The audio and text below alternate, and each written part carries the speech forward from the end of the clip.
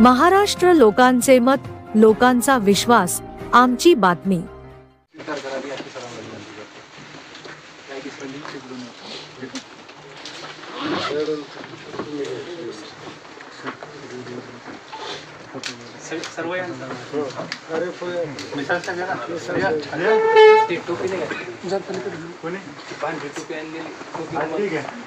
टोपी घालायचं का मला?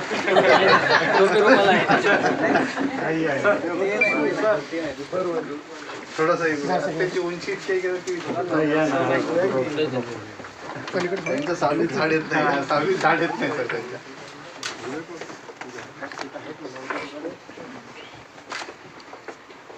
घेतलाय नाही आता माझं लक्ष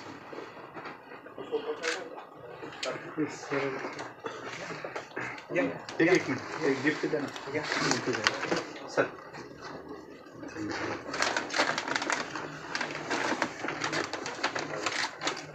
सर काही असं इकडे आणि ह्या साईड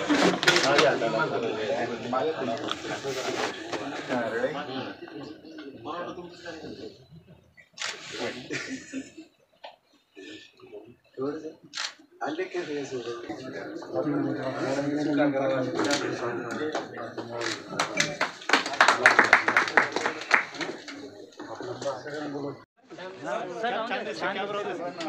बायको म्हणजे गृहमंत्री त्यांचं ऐकलं पाहिजे। छान आहे सर, तुमचं नेहमी ऐकतो ना, आज त्यांचं ऐकलं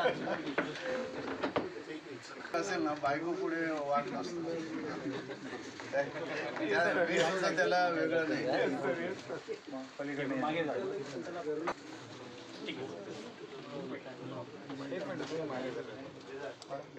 पेन पडला मॅडम।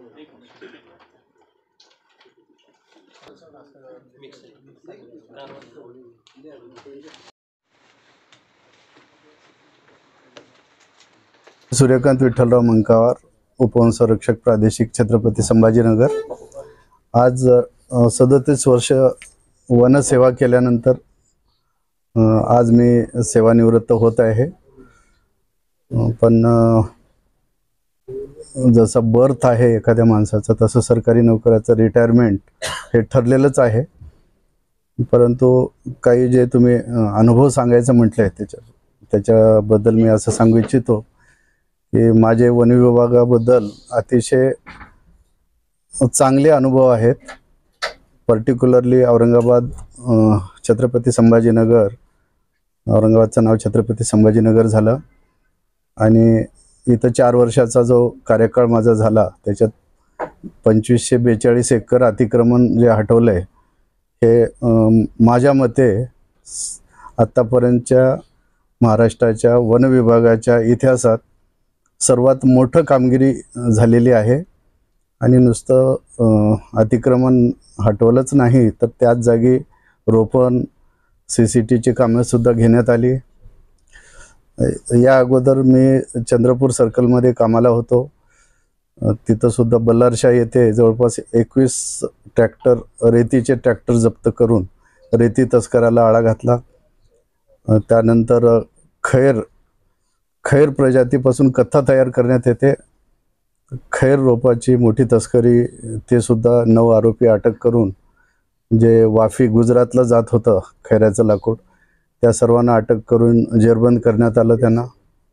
त्याच्यानंतर 33 कोटी वृक्ष लागवडीमध्ये महाराष्ट्र सरकारची महत्त्वाकांक्षी योजना होती, त्याच्यात सुद्धा 35 लाख रोपं आम्ही नांदेड येथे सामाजिक वनीकरण विभाग नांदेडमार्फत लावण्यात आले।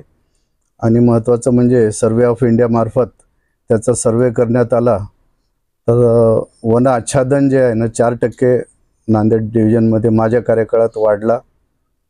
बस ही जमेची बाजू आहे। सर, तुमच्या आनंदाचे काही क्षण याच्यामध्ये? आनंदाचे क्षण म्हणजे टीमला जर सोबत घेऊन काम केलं आणि त्यांना जर आपला उद्देश क्लिअर कट कळाला तर संपूर्ण टीम आपल्या पाठीशी राहतं आणि पूर्ण कायनात सुद्धा पाठीशी राहतं आणि त्याच्यातच यशस्वीपणा आहे।